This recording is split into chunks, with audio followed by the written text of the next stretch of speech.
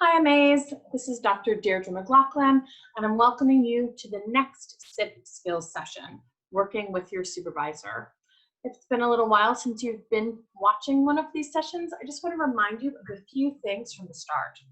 The first is that these SIP skills sessions, it's quite a tongue twister, are here to help you engage with and remind yourself of the research skills which are required for undertaking the SIP. These are all things that you've done already this year, except for this sustained independent part, but you've definitely used many of these research skills before in performing research or in early critical context units and essays, and this is an opportunity for us to look at and recalibrate how they might function in a SIP or dissertation setting.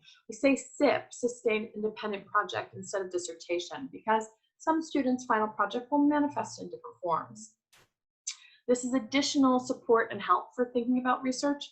It's not meant to replace your supervisor.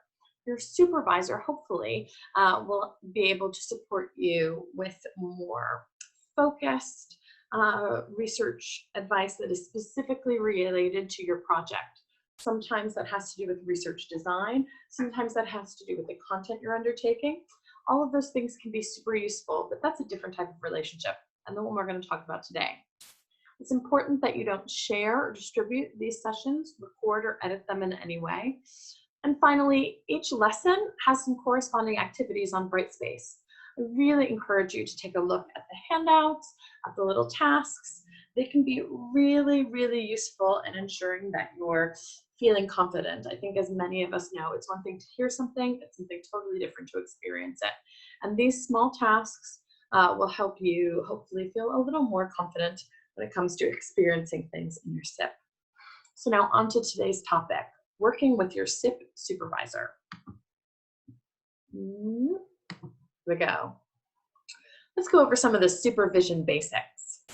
Pretty much all postgraduate students are a little uncertain when they begin their research as to what supervision will be like and what they can expect from it and how supervision works in practice. Supervision is a one-to-one mentoring in your research. So sometimes that mentor is selected because they know a lot about your topic, but often that mentor is selected because they know a lot about designing research projects. That's sometimes more important than knowing every bit of detail about your topic, because you will know lots of details about your topic and they'll know lots about getting research done. That can be really useful. I really encourage you over the course of the SIP process, and certainly before you have your first meeting, to think about what the relationship is, what they expect of you, what you expect of them, so you can maximize that time together. Generally, on MA degrees, you have 2 hours of bespoke one-to-one support, but it's important to check exactly how this time is allocated on your course. Sometimes you're told you have 2 hours of face-to-face contact plus 1 hour for them to read. Sometimes you're told no, the 2 hours encompasses everything. Some courses have slightly different amounts of time based on different situations, potentially also if you're doing an MFA versus an MA. So rather than just assuming it's something, check with your course-specific brief. You may have something just ever so slightly different, but equivalent to what others on postgraduate degrees are using. So you want to know exactly what your course offers. So what might your supervisor do? Well, your supervisor is going to help approve objectives to your research and written work, and that will hopefully help develop the skills that you need for the research project. Sometimes this can cross over into personal development, but your primary focus should be on the research skills. They'll provide advice and guidance on your plans and progress for the research. So how you're planning on undertaking things and how much time you're spending on each stage, what writing you do, they want to provide feedback on that. They'll provide feedback on your findings and draft written work. This is really, really important for a supervisor. Lots of students are afraid to write, but you will be assessed on a written document. And the sooner you give us some writing to look at, no matter how drafty and scary it might be, the sooner we can provide you with feedback and start to guide you in the right direction.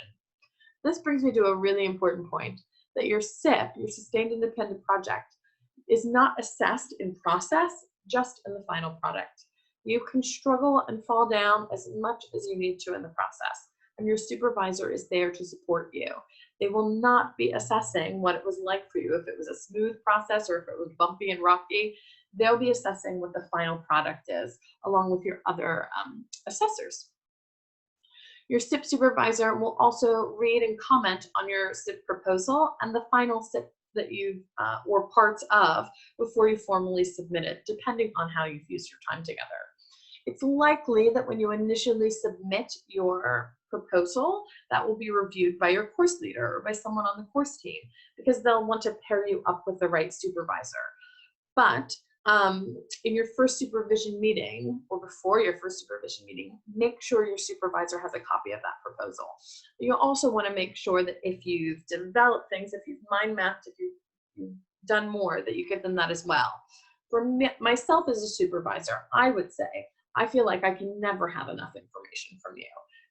Students sometimes don't share that information because they're afraid it will eat up their time.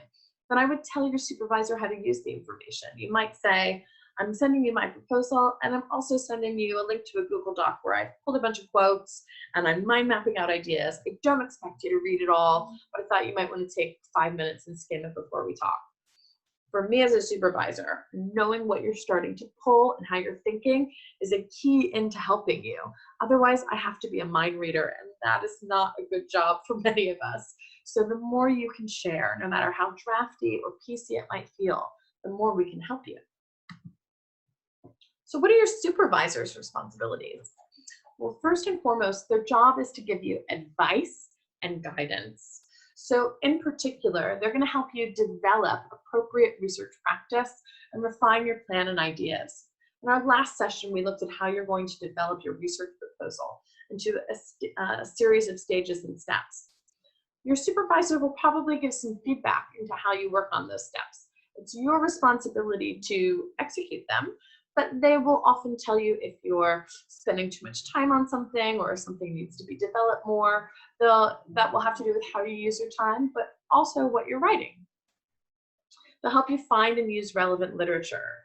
Now, let's talk about this for a moment. It is not your supervisor's responsibility to come up with your bibliography. It's really essential that you bring some text to the table, that you say, well, I've read this so far, but I'm missing this or I'm missing that. You might also say, well, I found these books and these I'm really not enjoying because I don't like the opinions or I'm struggling to read them, but this I really do enjoy. Again, knowledge is power for your supervisor. If they know what texts you've read, even if they're not about this subject, that have suited you really well, that you've understood, that you've engaged with, then they're far more likely to be able to suggest additional texts. I know for me as a supervisor, if a student comes to me with no indication of text that they're using, I'm not going to make recommendations, because then you'll end up doing my research. But if you undertake some initial reading, put some ideas on the table, puts me in a much better position to offer you additional things. To that point, I also think it's really useful to share that with your supervisor in advance of the meeting. If someone stops me in the hall or gives me a quick call and says, hey, Deirdre, do you have any suggested reading about this? I might come up with one or two things, the things that I think of first. But if I've been sent an email a few days before supervision going, among all the things I'd like to cover this week, here's the literature I've got that's going well, here's where some gaps are. Do you have any ideas about it? Then I can let it simmer. I can have time to develop the best strategies and ideas for you. I also have enough time to call some of my research friends if I think they might have texts that are important. So giving us a heads up and some context goes a long way in enabling your supervisor to do their best job for you. Finally, your supervisor will help you understand the relevant rules and regulations. It's really important that you don't waste the time by asking things that are in your brief if you can. So you should know your hand in information. You should know your word count. You should know the requested format or layout for your SIP. But part of your supervisor's job is then to look at the materials you're preparing and ensure that they're following these rules and regulations. For example, are you using the Harvard referencing system? And your supervisor will tell you if you need a little more time to develop that work. Your supervisor also has responsibilities to provide feedback on your work in progress. So this often happens in formal supervisory meetings. It can involve providing comments on draft written work and provisional findings or research design. It also could be reviewing your thesis as a large document before submission. Now that review before submission should not be the first time they're seeing your work, but your supervisor's job is to respond to things you've written. Make sure, if, for example, you only have 2 hours of research time, that at least an hour to 90 minutes of that time is set aside to provide feedback on the work you will be submitting. That is what will be assessed, and that's why you want to get yourself generating, even in tiny little tasks, which hopefully your supervisor will help set you from the outset, information that they can respond to and engage with you. We'll talk a little bit more about the different formats that might take, or forms rather, as we go forward. So what are your responsibilities to your supervisor? There's roughly 4 areas. It's important that you're familiar with Central's requirements. So knowing your course's word count, knowing your hand-in date, knowing your briefing paper, being confident that you understand what it means, and that if you don't, you've talked to members of your course team before you get to your supervisor to ensure you understand the assessment criteria. That you've satisfactorily completed the first stage of the process, which is writing and submitting a research proposal. That will likely include some steps that you'll be taking, some potential research that you'll get initial feedback on, and that you'll provide to your supervisor before your first meeting so they can provide additional feedback as well. That you're engaging with an appropriate range of research skills. These may be skills that you've already utilized. You might employ the same methodology that you use in performing research in a new way. You might draw upon some reading that you engaged with in the first or the second term. But it's really important that you hone in on the different research skills that you will need in terms of data collection, in terms of critical reading, in terms of time management, and be in communication with your supervisor about where you're feeling confident, where you might need some support. Oftentimes you can get a lot of support in those areas from people who aren't your supervisor. So you want to keep an eye on that so you can make the most out of your time with them. Finally, it's your responsibility to submit. And if you're unable to submit, if there's some sort of urgent situation, which we may be dealing with now, that you're communicating to your supervisor and to the programs office so that they can help you. Let's get into some more detail about what these responsibilities look like. The first one is to manage yourself, or the first section rather is about managing yourself, things you need to do to prepare yourself to engage with your supervisor. So look at that SIP outline, that briefing paper, that hand-in requirements.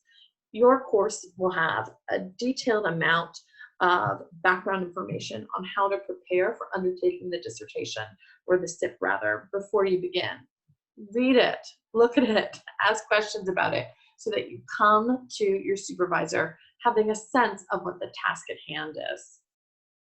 Make time to discuss those things and ask questions with your course team before you get to your supervisor, so that when you're together, you are able to articulate what roles and tasks you feel ready to take on and where you might be struggling. That may inform tweaking your research design or them telling you how you might best use your time together. Confirm with your supervisor how your supervision will work in practice and clarify your preference with respect to guidance. So what does that mean? Some students find it really useful and helpful to have a Zoom call where they can see the person, see their facial expressions, understand with a visual how they're responding to the work. Other students might find that overwhelming and a little distracting. They might prefer a phone call so that they can hear the person, hear the tone, ask questions in real time, but make their own notes. Some students might have a very complicated home life at the moment, and that's okay. If you're afraid about missing a supervision and you want to keep it going, but you're not sure when you'll be able to be present, you might ask your supervisor for a voice memo or an email or some written feedback. Any type of exchange with you and your supervisor is part of your supervision time. So it's really important to remember that emails are just as much supervision as a Zoom meeting or a face-to-face meeting. And so your supervisor will likely make suggestions about what types of meeting might maximize your time. So you can ask questions and hear their ideas and tone, but absolutely speak to your learning style and preferences. And ask your supervisor what theirs is. I know for me, I can leave a voice memo real quick with lots of detailed feedback, but typing in text comments takes more time. I'm happy to do both. I definitely do both, but some students might realize, oh, I'm going to get twice as much out of her if she leans into her capabilities, and that might work for me, so let's do that. It's not saying there's one right way, because there's not. It's a bit like puzzle pieces, and you need to find the way that you're learning meets their working so that you can both work at your best. Some more about managing your work. You want to develop that research plan and talk through it with your supervisor. This is important for a number of reasons, but part of it is to communicate time. You undertake your SIP in the 4th term, which means that it's the summer holidays. That means that there may be times when your supervisor is not available. There might be times then you're not available. But having a rough sense of the research plan and what you want to get done at different phases will help you and your supervisor to know when you need to be available to each other. You need to manage and sustain your progress in accordance to this research plan. That can sometimes be the hardest thing to do. It's very easy to let different stages of the research seep into the next, but then you end up creating quite a little push at the end where you've got a lot to get done in a small amount of time. Talk to your supervisor about how you're using your time and your time with them. They've probably got a good amount of experience, either from their own research that they've undertaken or from supervising students, and they'll be able to provide some feedback as to appropriate deadlines and how you can start turning things around. It's also important to note, while we will be doing a separate session on time management, often early tasks can take a little bit longer than later tasks. So if getting your first chapter out feels like, oh, this is so hard, how am I ever going to have enough time to do this more than once? The second one is never going to be as challenging as the first in terms of time and figuring it out, because you will have done one before. It's not to say it will be easy, but it'll be different. Recognize where you need some help. If you need additional dyslexia, dyspraxia support, if you need an extension, if you might need mental health or well-being support, try to look to the wider network of support at Central so that they can help you with these things and you can focus your supervision time as much as possible. Finally, it's your responsibility in managing your work that you comply to all relevant requirements related to plagiarism and intellectual property. So you need to be citing, you need to be using Harvard referencing, filling out ethics forms, acknowledging your role in maintaining the rigor of the research process. Some more. You want to maintain regular contact with your supervisor, and you need to take the initiative in agreeing a mutually agreeable schedule for supervision meetings. Your supervisor might send you a schedule of their availability, or you might decide to email each other back and forth to confirm, but you need to check with them and set some rough deadlines. Will you be talking to them every 3 or 4 weeks, or every 1 or 2 at the beginning? When are you expecting content, and or rather contact, and when might you not be? These are important things to start to clarify in your first meeting. Please attend formal supervision meetings as scheduled and make appropriate arrangements if it's not possible to attend a scheduled meeting. If you need to cancel, generally 24 hours notice is really important so that your supervisor can make other use of their time. I think most supervisors give a one-time leeway, but if it becomes a continual habit, then they might need to dock you some of your time. Talk to them about the best way to work around this together. You want to reflect and respond to feedback and guidance that they've given you. So if you've had a formal supervision and your supervisor's asked you to do 3 or 4 things, try to do them before the next meeting, or do them and then you can ask them in the next meeting how you've done at taking that note. That way you're integrating their feedback, and that will hopefully continue to strengthen your work. Finally, you may find it useful to prepare and keep an agreed written record of each supervisor meeting. So in your supporting materials, you'll have an example of what that record might look like. Many postgraduate level supervisors don't require that you submit them these records, but even sending an informal email saying, all right, we've had a supervision today, and from that I understood that these are my next 3 action points, and this is what I'll be bringing to you next, can be a really useful way of you outlining for yourself what you need to do, but also for your supervisor to see it and go, "Ooh, wait. You've given yourself 3 action points when you really only need 2."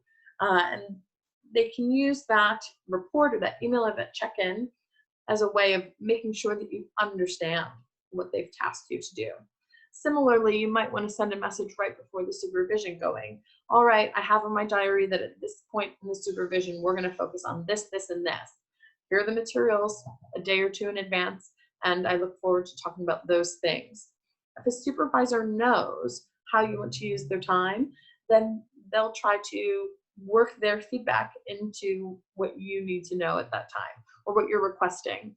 Those things won't always match up perfectly because your supervisor might see things you don't.